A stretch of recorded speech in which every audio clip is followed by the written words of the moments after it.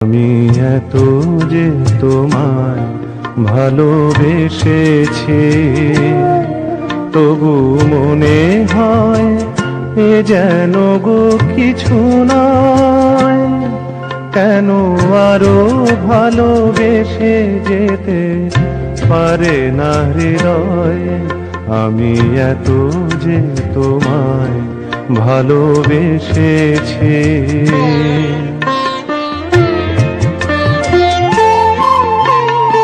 তোমার কাজল চোখে যে গভীর ছায়া কেঁপে ওঠে, ও